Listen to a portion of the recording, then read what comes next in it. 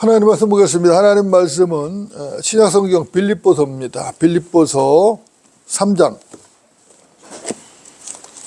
신약성경 빌립보서 3장.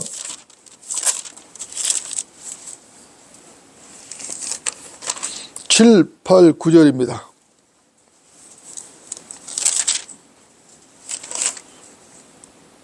빌립보서 3장 7절, 8절, 9절. 받들어 읽겠습니다. 그러나 나에게 유익하던 것은 무엇이나 그리스도를 위하여 다 손실로 여겼느니라.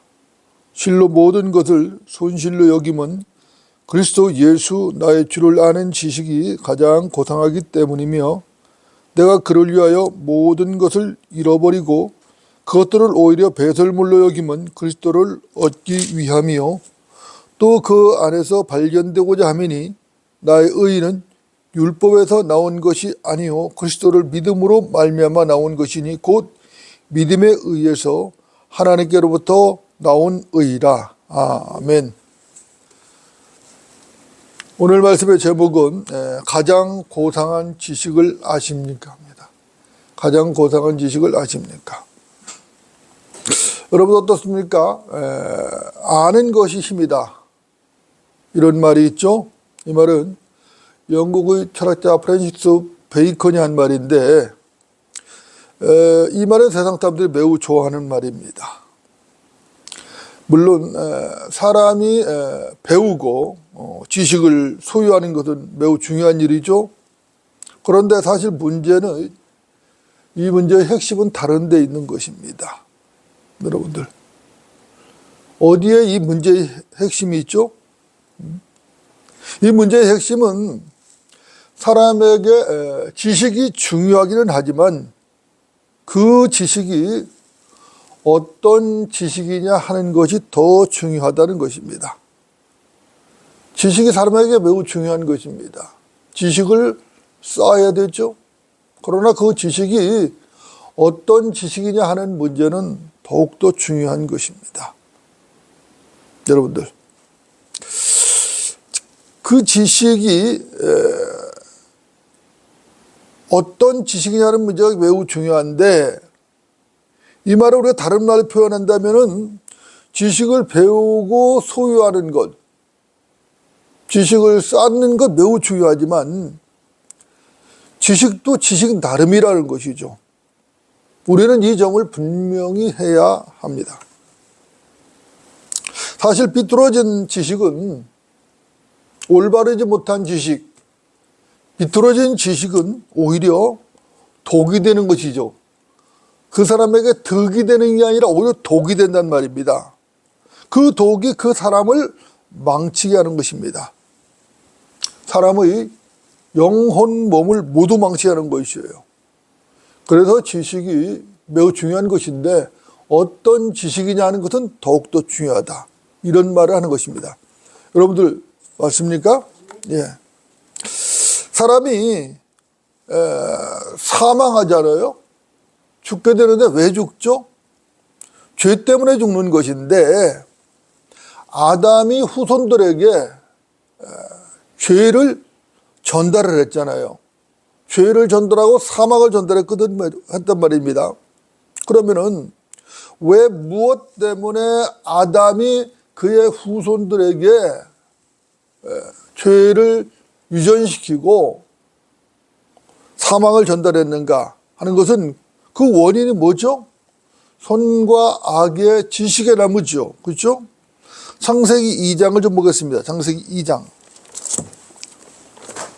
구약성경 창세기 2장입니다. 2장 16절 17절입니다. 여러분 잘 아시는 본문이죠. 익숙한 본문입니다. 창세기 2장 16절 17절. 제가 받들어 읽겠습니다. 주 하나님께서 그 사람에게 명령하여 말씀하시기를, 동산의 모든 나무에서 나는 것을 네가 마음대로 먹을 수 있으나 선과 악의 지식의 나무에서 나는 것은 먹지 말라. 내가 거기서 나는 것을 먹는 날에는 반드시 죽으리라 하시니라. 이렇게 말씀합니다. 여러분도 어떻습니까? 아담은 선과 악의 지식의 나무에서 나는 것을 먹으면 안 되죠. 절대로 먹으면 안 되는 것입니다. 그 나무의 열매를 보면 어떻게 되죠? 죽는 것입니다. 그 나무의 선과 악의 지식의 나무에서 나는 열매를 먹으면 반드시 죽는 거예요. 이것은 절대적인 말씀이죠. 이건 절대적인 하나님의 말씀입니다. 이 말씀이 아담에게 있어서 최종 권위가 되어야 했던 것입니다. 그런데 결과는 어떻게 되었죠? 아담은 하나님의 말씀을 무시했죠. 하나님의 말씀을 무시하고 이 나무의 열매를 먹었단 말입니다. 그 결과 어떻게 됐죠? 영적인 죽음은 물론이고 육체적인 죽음까지 가져왔단 말입니다. 그렇죠? 하나님의 말씀을 무시해버리고 뱀이 한 말을 그대로 수용해서 이브가 선과 지식나무 열매를 따서 먹었고 남편 아담에게도 줘서 남편도 먹었단 말입니다. 결국은 이브나 남편이나 둘 다 뱀의 말을 수용한 것이에요. 하나님의 말씀을 무시해버리고 뱀의 말, 사탄의 말을 수용을 했단 말입니다. 결과 영적인 죽음은 물론이고 육체적인 죽음까지 가져왔단 말입니다. 하나님의 형상이 깨어져 버렸죠. 자기 형상대로 자식들을 낳았단 말입니다. 그래서 자자손손 후손들에게 죄와 사망을 전달하고 말았습니다. 우리 인간은 이 사건을 통해서 분명하게 배워야 되는 게 있어요. 분명하고 확실하게 배워야 되는데, 그런데 현실은 어떻습니까? 사람은 이 사건을 통해서 배운 것이 아무것도 없어요. 이 사건을 통해서 사람은 배워야 되는데 배운 것이 없단 말입니다. 모든 사람들이 마찬가지지만 특히 유럽 사람들, 야펙 족속은 더하단 말입니다. 야펙 족속들은 지식을 탐하는데 특출한 사람들입니다. 유럽 사람들이 다 야펙 족속이잖아요. 그죠? 우리 동양의 황인족은 무슨 족속이에요? 셈족이죠. 그리고 흑인들은 함족이죠. 그죠? 근데 특별히 야펙 족속들이 지식을 탐내는데 특출해요. 그래서 그들은 그리스를 중심으로 헬라 철학을 발전시켰고 그 철학을 숭배했던 것입니다. 여러분들, 철학이라는 게 뭐죠? 철학이라는 것은 헬라어로는 필로소피아라는 말인데 이 말은 지혜를 사랑한다 이 말이에요. 지혜를 사랑한다. 소크라테스, 플라톤, 아리스토텔레스 이런 사람들이 세상에서 유명하다는 헬라 철학자들이죠. 세상 사람들로 또 존경받고 수왕받고 추앙하는 그런 헬라 철학자들이더라고. 사도 바울이 전도여행을 했죠. 복음을 전하기 전도여행을 했는데 고린도, 에베소, 아테네 같은 이 도시들, 사도 바울이 복음을 전했던 그 도시들도 모두 뭐예요? 헬라 철학이 지배하던 도시들이었다고요. 그 도시들에는 헬라 철학이 아주 융성했던 곳이에요. 사도행전 17장을 보면 에피쿠로스 학파와 또 스토학파 철학자들이 아테네 시장터에서 주 예수 그리스도와 부활을 전하는 사도 바울에게 말쟁이라고 비난하거든요. 말쟁이라고 비난하고 또 이방 신들을 전하는 자 같다라고 비방을 하고 비난을 합니다. 그러면서 논쟁을 걸어요. 사도 바울에게 논쟁을 거는 사건이 나오는데 여러분들, 이 에피쿠로스 학파와 헬라 철학자들이 누구죠? 에피쿠로스 학파 헬라 철학자들이 누구예요? 그들은 인생의 최고 가치를 세상을 즐기는 것에 두는 사람들이에요. 세상을 즐기는 것이 최고의 가치, 인생의 가치. 이게 에피쿠로스 학파 철학자들이에요. 그들의 캐치프레이즈가 있어요. 뭐냐면은 먹고 마시고 즐겁게 지내자. 먹고 마시고 즐겁게 지내자. 쾌락주의적 사상이죠. 그래요. 그리고 반면에 스토학파는 완고한 숙명론자들입니다.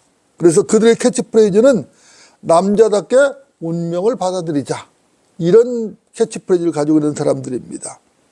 여러분도 어떻습니까? 이들이 올바른 사람인가요? 빗나갔나요? 이들은 빗나갔죠? 완전히 빗나간 자들이다. 바울은 이들을 매사에 미신적이라고 지적을 했습니다. 바울은 그들을 불가지론 자들이며 남자답지 못하고 무지한 자로 규정을 해봤어요. 자, 불가지론 자들은 모른다는 것이 나는 모르겠다. 이 세상을 누가 창조해 나는 모르겠어. 사람이 어디서 나는 모르겠어. 사람이 죽으면 어떻게 될지 나는 모르겠어. 그리고 어때요? 먹고 마시고 즐겁게 지내면 돼. 쾌락주의에 빠지는 것이죠. 그리고 남자답게 숙명을 받아들이면 되는 것이에요. 이런 자들이라고. 여러분도 어떻습니까? 사실 바울이 말쟁이가 아니죠.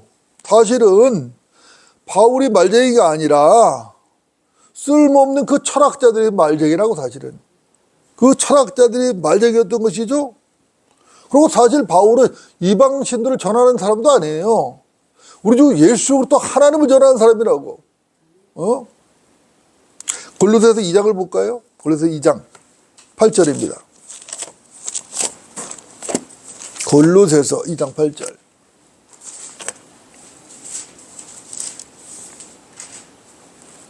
신약성경 골로새서 2장 8절. 제가 받들어 읽겠습니다. 아무도 너희를 철학과 헛된 속임수로 누락질하지 못하도록 주의하라. 그 어떤 사람의 전통과 세상의 유치한 원리를 따르는 것이며 그리스도를 따르는 것이 아니니라. 아멘이죠. 그죠? 진리죠. 하나님 말씀 분명한 것입니다. 그죠? 하나님 말씀은 너무도 분명해요. 그죠? 하나도 헷갈릴 게 없어요. 그죠? 자, 아무도 너희를 철학과 헛된 속임수로 노락질 못하도록 주의하라는 거예요. 철학은 어때요? 사람을 노락질하는 것입니다. 노락질하는 것이요. 그것은 사람의 전통과 세상의 유치한 원리를 따르는 것이에요. 그리스도를 따르는 것이 아니라고. 사도 바울은 그리스도를 따르고 그리스도를 전했다고. 이방신들을 전한 사람이 아니라고. 그렇죠? 디모데전서 6장도 한번 볼까요? 디모데전서 6장. 디모데전서 6장.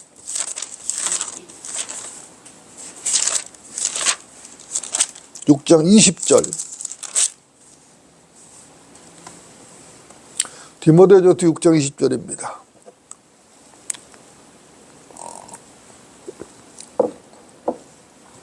제가 받들어 읽습니다.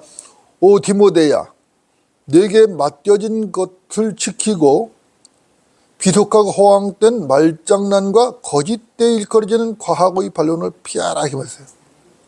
과학의 반론을 피하라. 어떤 과학이죠? 거짓되이 일컬어지는 과학. 이거 진실한 과학이 아닙니다. 거짓되이 일컬어지는 과학의 반론을 피하라고 성경은 말씀하고 있어요. 하나님 말씀은 너무도 분명하고 명쾌한 것입니다. 명백한 것이에요. 성경은 헛된 철학을 반대하고 거짓된 과학의 반론도 거부합니다. 이것이 하나님 말씀이에요. 세상은 지식과 지혜를 추구하지만 참된 지식과 지혜는 진리를 대적하는 세상의 과학의 반론이나 세상 철학이 있는 게 아니에요. 거기에는 세상 철학이나 아니면 세상의 과학의 반론은 지식과 지혜가 없어요. 그건 무지예요. 무지라고. 참된 지식과 지혜는 어디에 있느냐? 그리스도 안에 있어요. 골로새서 2장 3절로 4절을 말씀합니다. 제가 한번 읽어볼게요. 골로새서 3장 2장 골로새서 2장 3절 4절.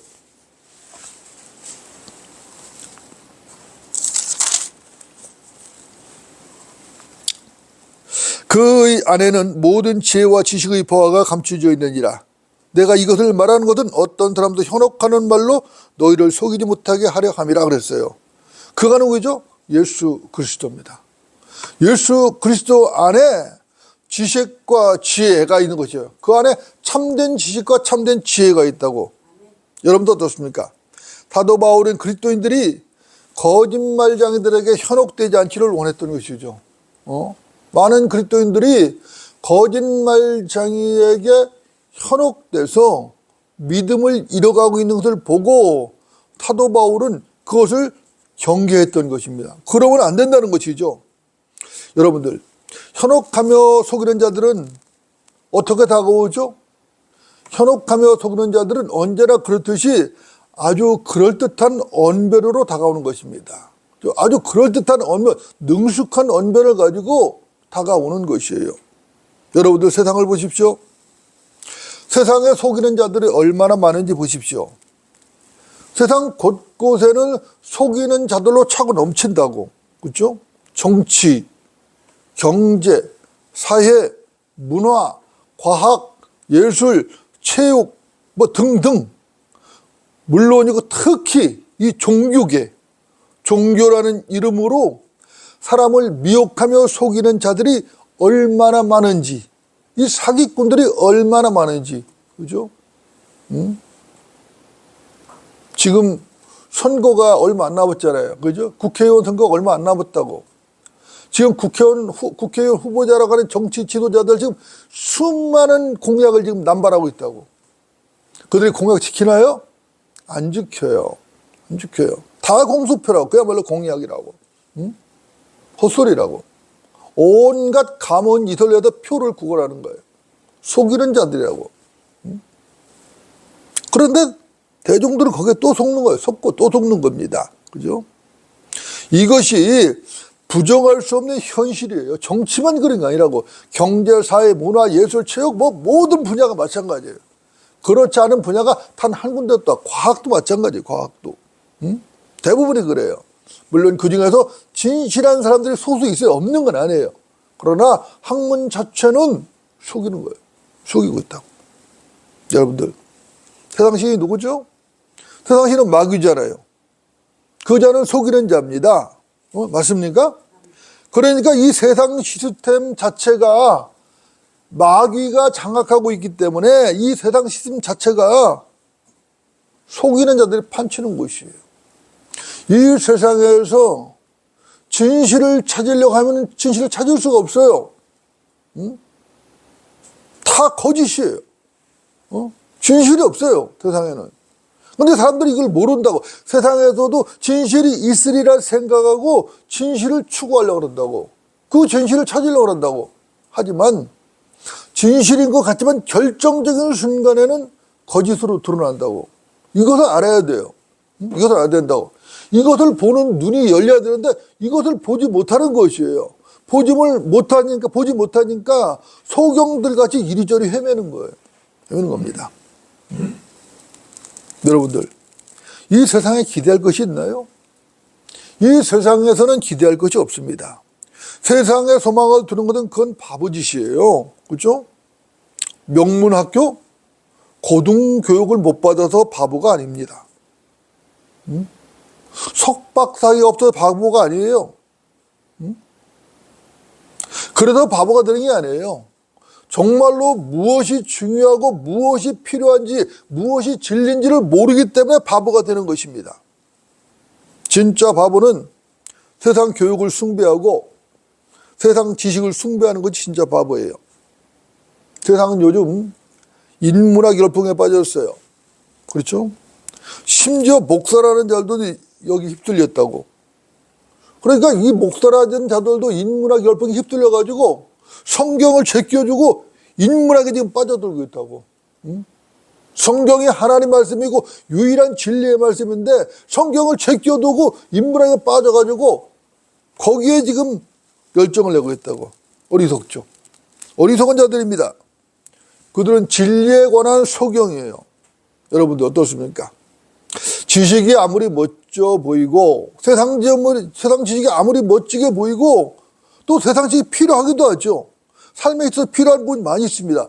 실제로 멋지다 해도 그 지식에, 그 세상 지식에는 절대로 없는 게 있어요.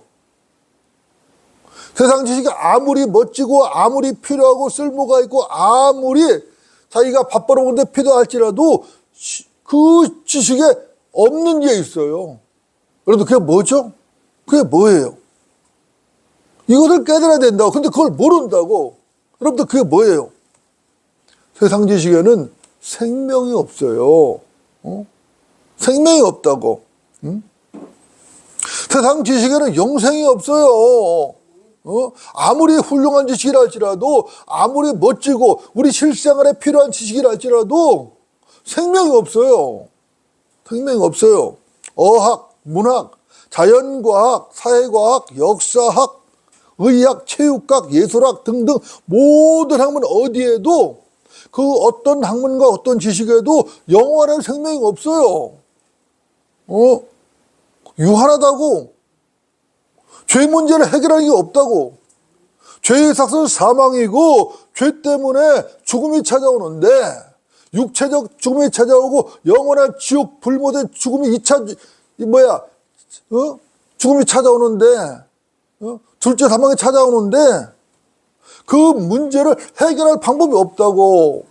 세상 물리학, 의학, 과학 무슨 모든 지질학 다 동원해도 어문학, 어학 다 동원해도 그게 없어요. 없어요. 예술체력 마찬가지죠. 없어요. 없어요. 여러분들 어떻습니까? 참된 지혜와 지식이 어디에 있죠?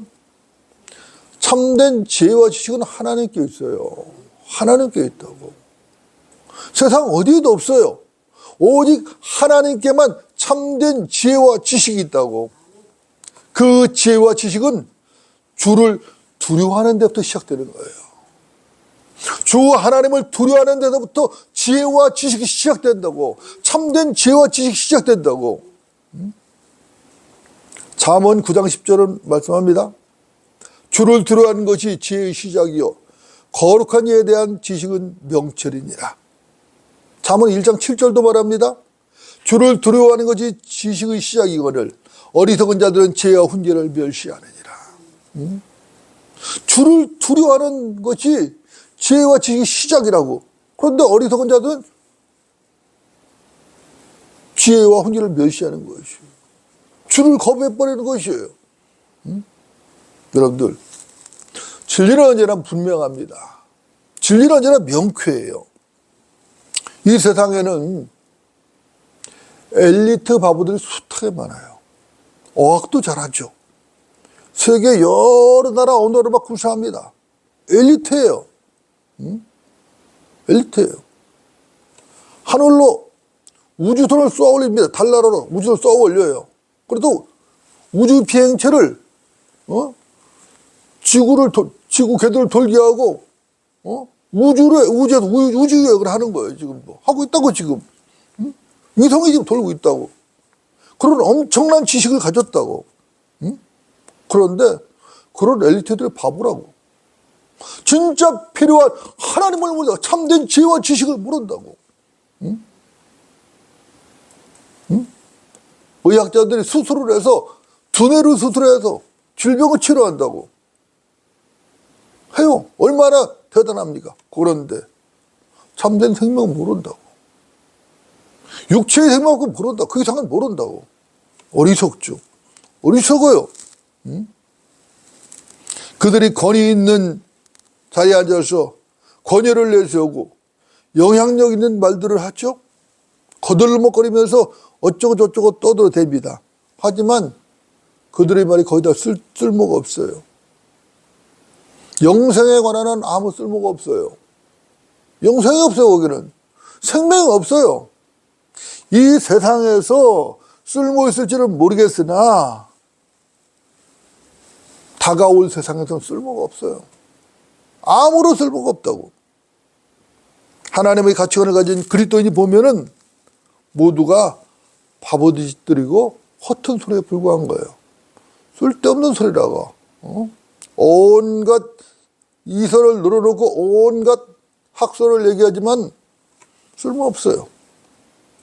생명이 없는데, 죽어버리는데, 썩어버리는데, 지옥으로 가버리는데 무슨 쓸모가 있어 그게. 근본적인 문제를 해결하지 못하는 것이에요. 모든 학문이 발전하고 모든 기술이 진보했다고 하지만 실질적으로 근본적인 문제는 하나도 해결한 것이 없어요. 그대로라고. 여전히 사람은 죽고 있어요. 여전히 사람은 지옥으로 가고 있다고. 여러분들, 이런 허튼 소리가 어디서부터 시작되었죠? 허튼 소리의 원조가 누굽니까? 루시퍼죠. 허튼 소리 원조는 루시퍼라고. 이사야서 14장 14절을 말씀합니다. 이사야 14장 14절은 내가 구름들이 높은 곳들 위로 올라가 내가 지극히 높으신 같이 되리라 이렇게 말하거든요. 루시퍼가 한 말이죠. 루시퍼가. 이것이 어디 가당키 난 말인가요? 가당키 난 소리이기에 이게? 그런데 아담과 이브도 이런 허황된 마음을 품었단 말입니다. 아담과 이브는 이런 허황된 마음을 품고 신들과 같이 되고 싶었다고. 아담과 이브는 눈이 열리고 신들과 같이 되고 싶었어요. 그래서 스펜트라고 하는 뱀의 말에 동조하고 선악과를 따먹었던 것이에요. 허황된 거죠. 여러분도 어떻습니까? 그들의 눈이 열리기는 열렸죠. 그런데 문제는 열리지 말아야 할 눈이 열려버렸어요. 열리지 말아야 할 눈이 열려버렸다고. 여러분들, 눈이 열린다 다 좋은 게 아닌 것입니다. 그죠? 진리의 눈을 뜨는 거 좋죠. 얼마나 좋아요. 대환영이죠. 그런데 그들은 진리의 눈은 오히려 감겨버리고 선악을 판단하는 죄의 눈이 열려고 말았어요. 하나님께서 금지하는 선과 악의 지식의 나무 열매를 따먹고 그들은 진리의 눈이 감겨버렸다고. 그리고 대신 선과 악을 판단하는 죄의 눈이 열려버렸다고. 여러분도 어떻습니까? 사실 선과 악을 판단하는 것은 하나님의 영역이죠. 하나님의 고유의 영역이라고. 왜 그렇죠? 선하신 분은 누구뿐이에요? 하나님 한 분뿐이시고 선하신 그분만이 선악을 판단할 수 있는 것이에요. 죄인은 선악을 판단하고 안 판단할 수가 없어요. 그런 자격이 없어요. 없어요. 그런데 선악을 판단하는 아담과 이브의 눈이 열렸고 아담의 후손으로 태어난 모든 사람이 자기 생각과 자기 오름으로 선악을 판단하게 되었던 것입니다. 하나님의 말씀으로 판단이 되어야 되는데 하나님의 말씀은 거부되어 버리고 자기 생각과 자기 오름으로 모든 것을 판단했는데 그걸 가지고 선악을 판단했단 말입니다.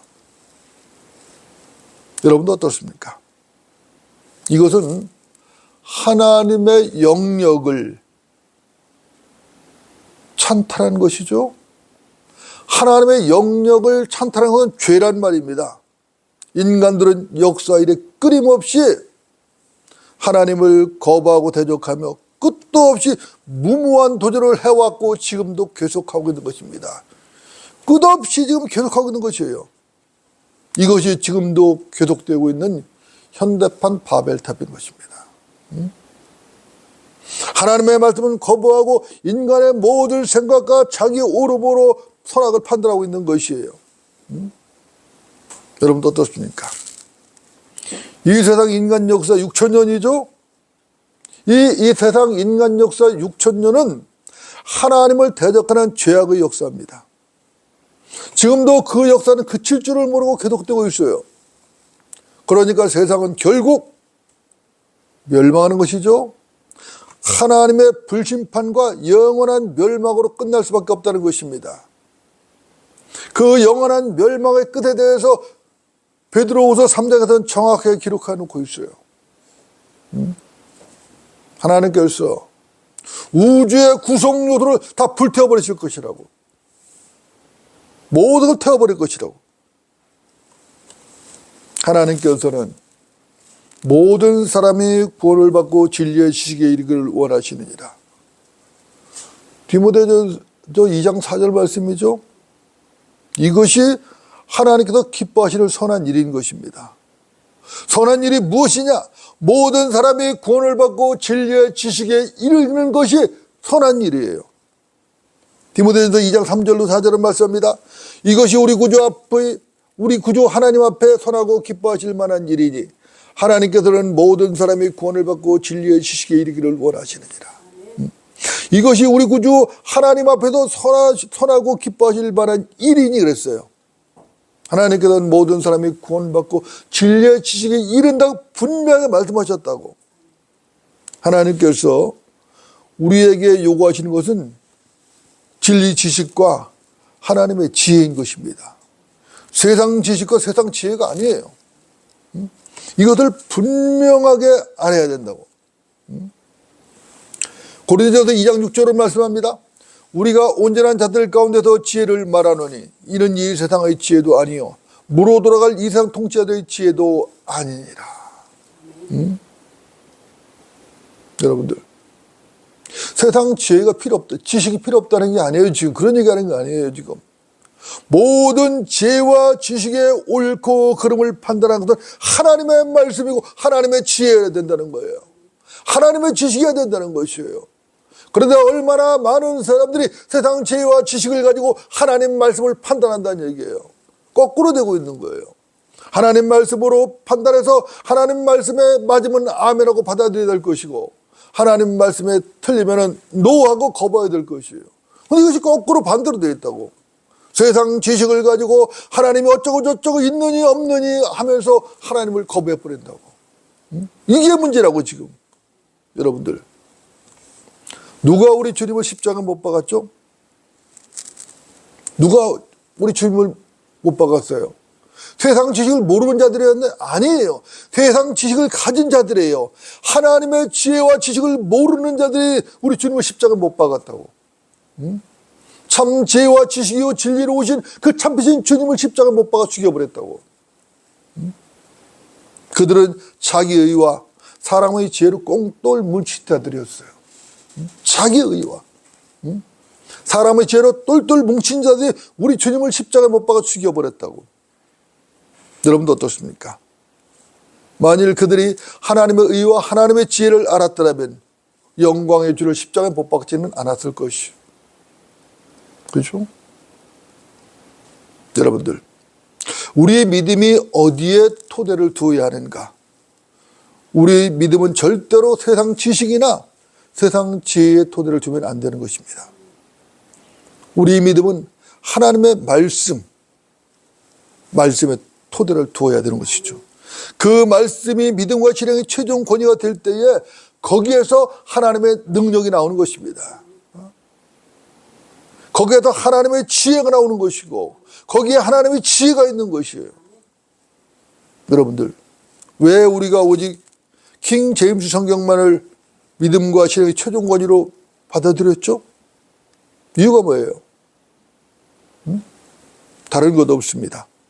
오직 킹 제임스 성경만이 하나님께서 영감으로 쓰시고 섭리로 보존하신 이 시대의 유일한 성경이기 때문에 그런 것이죠.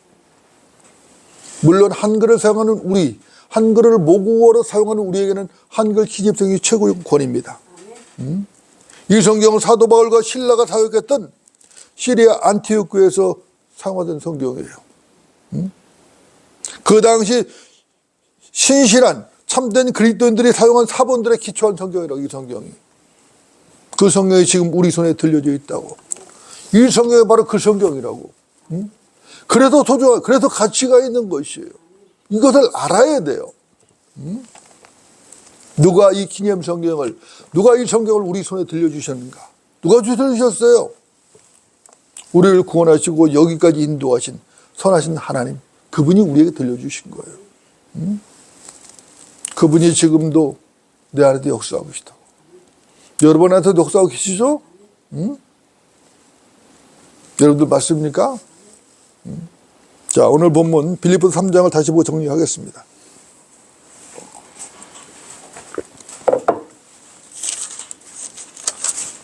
빌립보서 3장 7, 8, 9절입니다. 제가 받들어 읽겠습니다. 그러나 나에게 유익하던 것은 무엇이나 그리스도를 위하여 다 손실로 여겼느니라.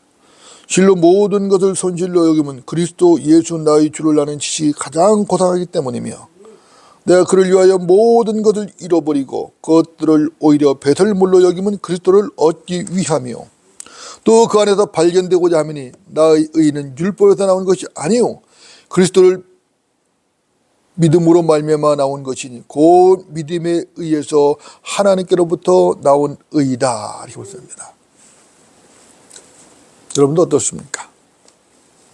사도 바울은 그리스도를 얻기 위해서 자신에게 유익하던 모든 것을 다 손실로 여겼죠. 배설물로 여겼다고. 그렇죠? 여러분들 그 이유가 뭐죠? 이유가 뭐예요? 다른 것 없죠. 예수 그리스도를 아는 지식이 가장 고상하기 때문에 그랬던 것이. 그죠? 이것을 사도 바울은 알았던 것이죠. 여러분들 이것도 놀라운 변화입니다. 그죠? 엄청난 변화죠. 여러분들이 아시는 대로 사도 바울은 바리새파 사람이죠? 바리새파 사람 엄격한 율법주의자였다고. 그는 박해자였어요, 원래. 그죠? 핍박자, 박해자였다고. 주 예수 그리스도를 반대하고 예수 그리스도를 믿는 자들을 박해하고 감옥에 쳐넣는 자였다고. 주께서 그를 만났을 때 주님 뭐라 그랬죠? 나는 내가 박해하는 예수라. 나는 내가 박해하는 예수라고 주님 말씀하셨다고. 그런데 빛으로 나타나신 주님께서 강한 빛으로 그의 눈을 멀게 하셨다고. 그는 눈뜬 봉사가 되었어요. 주님을 만나고 강한 빛에 그는 그 빛에 그는 눈뜬 봉사가 되었다고. 그가 아나니아에게 안수를 받았죠. 아나니아에게 안수를 받고 다시 볼 때에 성령으로 충만케 되고 그의 눈에서 뭐가 떨어졌어요? 비늘 같은 것이 떨어졌다고. 그때부터 그는 새로운 눈이 열려버렸어요. 그때부터 비로소 그는 새로운 눈이 열렸다고. 그는 달라졌습니다. 그의 인생 전체가 달라졌어요. 인생 전체가 완전히 터널한 거예요. 완전히 터널했습니다. 과거에 유익하던 모든 것이 배설물로 여겨졌고 주님을 만나는 순간 이단의 괴수 예수가 그의 확고하고 유일한 주님이 되었던 것이에요. 주님을 만나는 순간 이제까지 이단의 괴수라고 여겼고 그를 믿는 자들을 때리고 박해하고 감옥에 쳐놓고 하던 그 사람이 이제 그 예수가 자기의 유일한 주라고 확신하고 고백하고 그를 위해 일평생을 바쳤다. 그는 예수 그리스도로 말미암는 하나님의 의를 확신했던 것입니다. 오직 하나님의 의는 예수 그리스도를 믿는 거기서 나온다는 것을 그는 확신했어요. 그때부터 그는 그리스도를 아는 지식을 가장 고상한 지식으로 여겼고 그 믿음으로 살았던 것입니다. 그는 고난의 교제와 부활의 능력을 알았습니다. 죽은 자들이 부활에 이르고자 하는 열망을 품었어요. 고린도후서 5장 17절에서 그는 말씀하죠. 누구든지 그리스도 안에 있으면 새로운 피조물이라. 옛 것들은 지나갔으니 보라 모든 것이 새롭게 되었도다. 모든 것이 새롭게 된 것이에요. 모든 것이 새롭게 된 것이라고. 그렇다면은 세상이 바뀌고 세상이 달라진 게 아니에요. 자기가 변해버린 거예요. 내가 변해보니까 이제까지 모든 것이 새롭게 보이는 것이에요. 과거에는 세상이 긍정적으로 보였고 세상이 위대한 것으로 보였었는데 내가 거듭나고 새로운 눈을 뜨다보니까 세상이 이것은 부정적이고 죄가 보이고 잘못된 게 다 보이기 시작한 거예요. 오히려 자기가 그렇게 박해하던 그리스도인들이 옳다는 것을 알게 된 것이에요. 자기가 박해했던 예수가 오히려 그분이 하나님이라는 사실을 알게 된 것이에요. 놀라운 변화죠. 그때부터 그는 오직 고귀한 부르심의 상을 위하여 그 표대를 쫓아가는 사람으로 변해버렸어요. 완전히 변해버렸더라고. 여러분도 어떻습니까?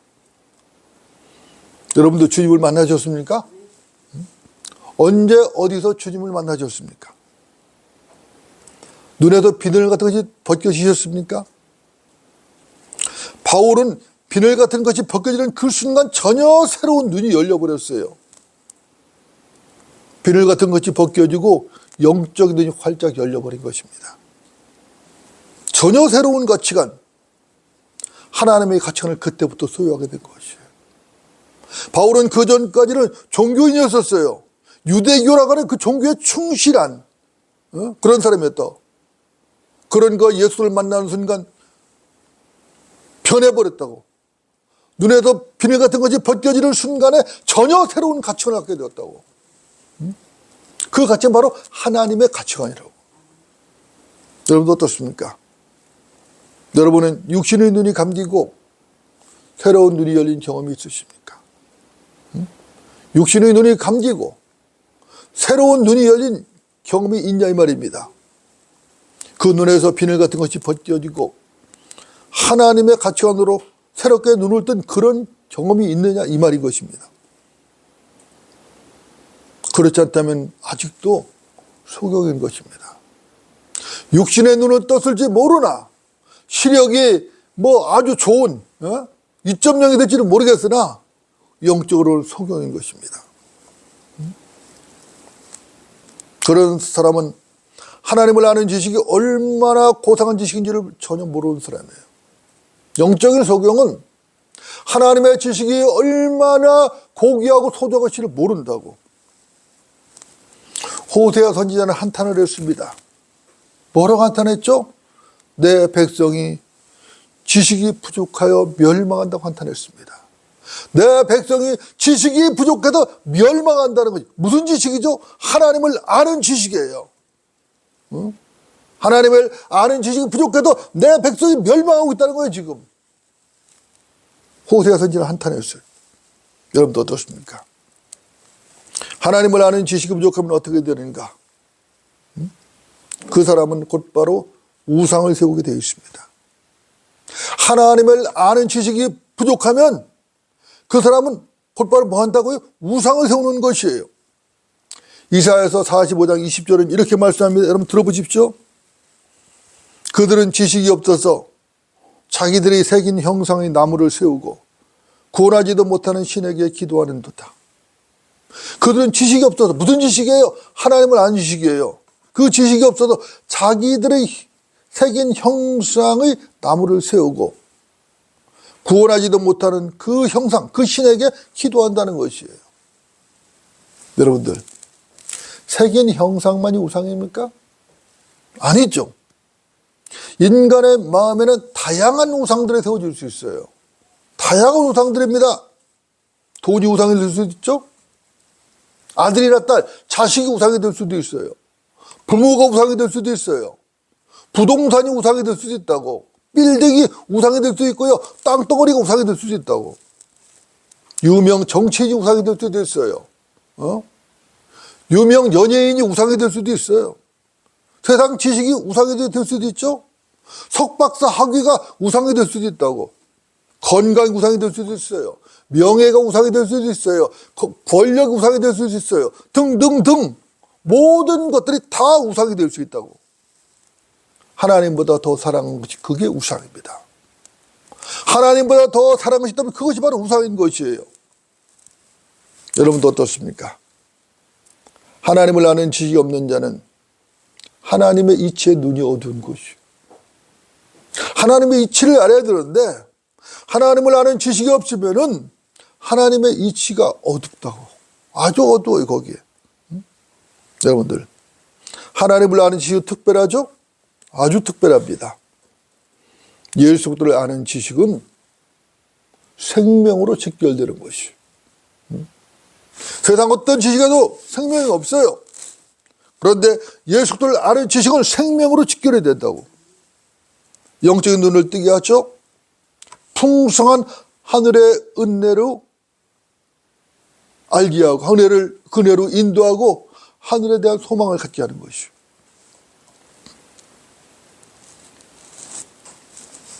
세상 어디에도 이런 지식은 없는 것이에요. 오직 하나님의 말씀인 성경에만 이런 지식이 있는 것이에요. 어디에도 없어요. 여러분들, 하나님을 아는 지식이 가장 고상한 지식이 맞죠? 예수 그리스도를 아는 지식이 가장 고상한 지식이 맞다고, 그죠? 고상하다는 말은 영어로 보면 엑설런시라는 말이에요. 엑설런시라는 말인데 뛰어나다, 탁월하다 이런 뜻입니다. 그러니까 예수 그리스도를 아는 지식은 가장 뛰어나고 가장 탁월한 지식이란 말입니다. 비교할 수 없어요. 그 어떤 것과도 비교될 수 없어요. 그래서 가장 고상한 지식인 것입니다. 세상 지식과는 비교될 수 없죠? 결코 비교될 수 없다. 여러분은 이 고상한 지식 가치를 아시죠? 요한복음 17장 3절 보고 마치겠습니다. 요한복음 17장 3절. 요한복음 17장 3절입니다.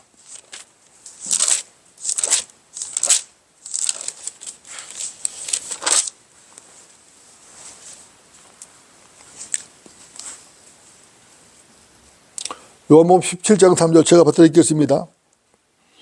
영생은 이것이니 곧 사람들이 유일하시고 참 하나님이신 아버지와 아버지께서 보내신 예수 그리스도를 아는 것이옵니다. 아버지와 그 아들 예수 그리스도를 아는 것이 뭐라고요? 영생이라고 성경은 말하고 있어요. 그러니까 하나님을 아는 지식이 얼마나 고귀하고 그리스도를 아는 지식이 얼마나 고상한 지식을 알 수 있는 것이죠. 탁월한 지식이라고. 탁월한 지식, 그죠? 최고의 지식이라고. 여러분들 가장 고상한 지식을 배우며 기뻐하고 즐거워하십시오. 즐거워하십시오. 우리 모두 주 예수 그리스도를 증거하는 성도들 되어야 될 것입니다. 우리 바른 침례교 성도들은 그리스도를 아는 지식에 이르고 그 진리의 지식에 이르고 그 지식에 따라 주 예수를 섬기고, 그죠? 그분 예수 그리스도를 증거하는 성도들이 되어야 하는 것입니다. 이것이 그리스도의 삶이고 우리 바른 침례교의 성도로서 마땅한 그런 삶일 것입니다. 기도하시겠습니다.